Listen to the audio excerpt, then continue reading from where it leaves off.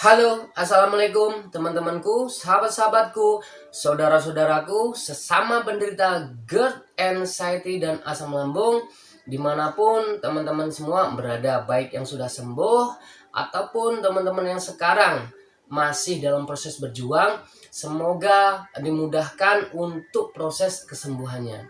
Baiklah teman-teman ya, pada kesempatan kali ini saya ingin membagikan suatu hal yang ini mungkin lebih bersifat saran ataupun masukan untuk teman-teman semua yang sedang berjuang melawan penyakit GERD, anxiety, dan asam lambung. Terkhusus untuk teman-teman yang sudah mulai membaik, sudah berani terjun bersosialita, akan tetapi di dalam pelaksanaannya terkadang muncul sensasi dan menimbulkan perasaan panik kembali. Nah, berikut yang ingin saya soroti adalah tentang tata cara pola pikir, teman-teman.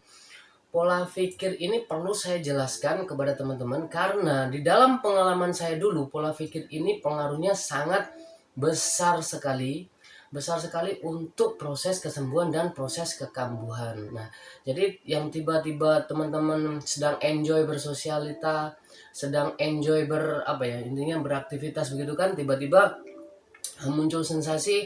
Nah, ini mungkin di dalam pengalaman saya dulu ini juga menjadi hal terbesar pemicu munculnya hal tersebut atau sensasi tersebut. Jadi yang ingin saya berikan kepada teman-teman adalah gimana sih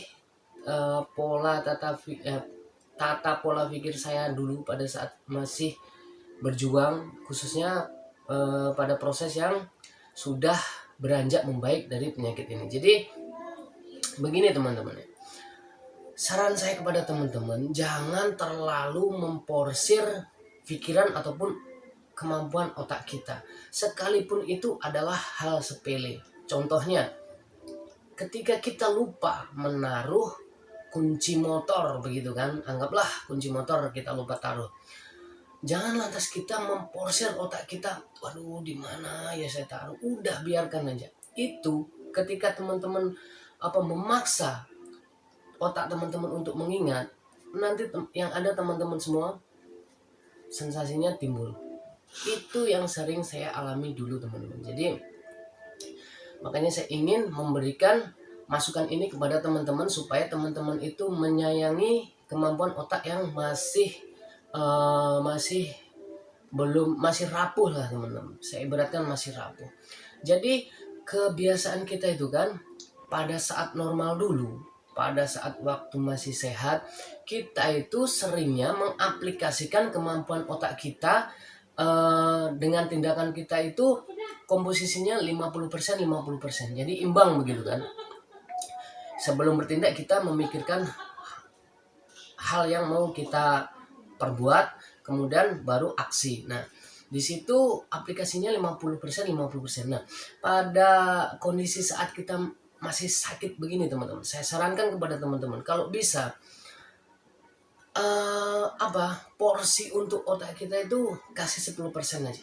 Tidak masalah, selama kita sakit itu kita tidak usah terlalu banyak menggunakan pikiran. Kita istirahatkan dulu pikiran kita.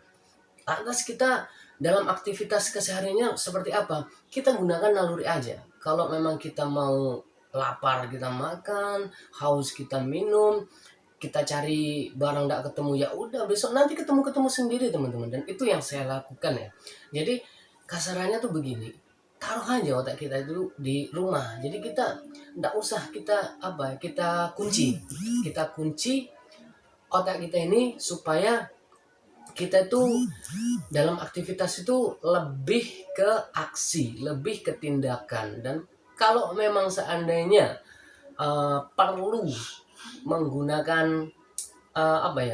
perlu menggunakan pikiran, misalnya dalam hal spekulasi ataupun pertimbangan, kita gunakan naluri aja.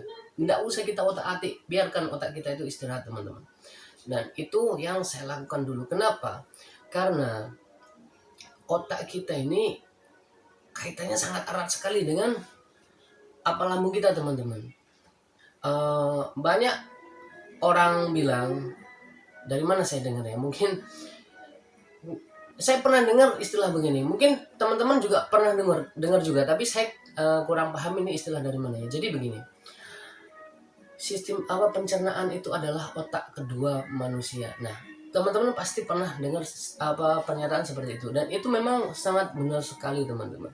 Ketika saya waktu itu memporsir otak saya untuk hal apapun, entah itu hal yang serius, entah hal yang sepele. Contohnya hal sepele adalah mencari barang yang lupa naruh. Nah, itu langsung teman-teman, keliangan, sensasi itu muncul, naiklah asam lambung.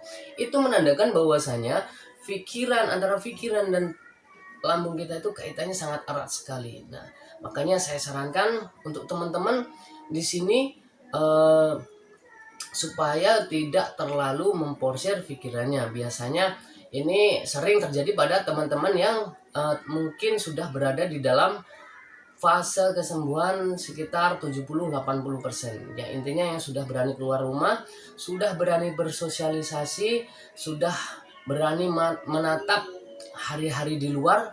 Nah, biasanya itu kan kita selalu ketemu dengan problem-problem kehidupan yang ada. Nah, udah santai aja, slow.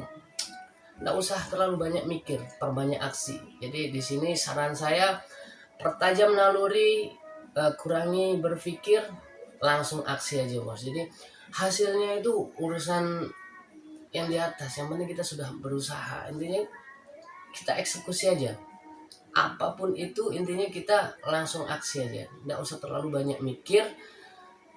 Dan intinya istirahatkanlah untuk sementara otak kita itu. Kalau perlu taruh otak kita itu di rumah, nggak usah kita pakai otak sementara dalam proses penyembuhan ini. Nanti ketika kita sudah sembuh, nah silahkan pakai lagi, silahkan berpikir lagi, berpikir keras silahkan, tapi juga jangan terlalu keras, karena nanti itu akan membuat Anda masuk ke dalam perangkap jebakan Batman, yaitu penyakit gut, anxiety, dan asam lambung ini. Nah, yang saya rasakan sih seperti itu. Saya ceritakan, saya bagikan kepada teman-teman ini supaya teman-teman itu bisa bisa ada referensi. Mungkin juga ini akan bisa membantu proses penyembuhan untuk teman-teman. Dan jika ini memang teman-teman merasa penting, silahkan teman-teman adopsi.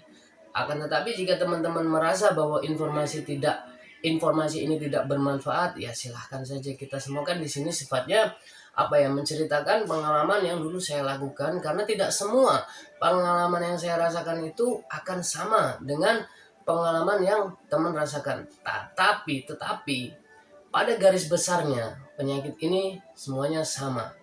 Nah, mungkin yang membedakan itu adalah gejala-gejala tambahan seperti yang saya jelaskan pada video-video sebelumnya, bahwasanya gejala itu saya bedakan menjadi dua, gejala nyata dan gejala halusinasi. Nah, gejala halusinasi inilah yang biasanya itu berbeda-beda pada setiap orang. Nah, ya pada intinya itu tadi teman-teman, untuk yang ingin saya sampaikan adalah saya menyoroti tentang pola pikir. Jadi di sini mungkin teman-teman merasa bahwasanya video ini bermanfaat, silahkan untuk teman-teman menekan tombol subscribe. Kenapa? Karena kedepannya saya akan terus membagikan pengalaman-pengalaman saya tentang tata cara saya dalam menghadapi penyakit gut, anxiety, dan asam lambung ini.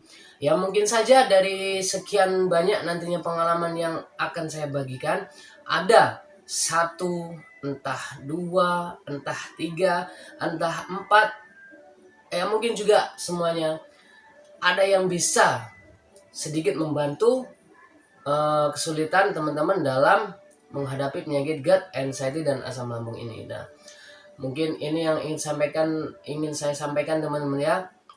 Untuk teman-teman yang sedang berjuang, saya doakan lekas pulih dan sehat kembali seperti sedia kala. Amin amin amin ya robbal alamin. Baiklah teman-teman, mungkin sekian video dari saya. Assalamualaikum warahmatullahi wabarakatuh.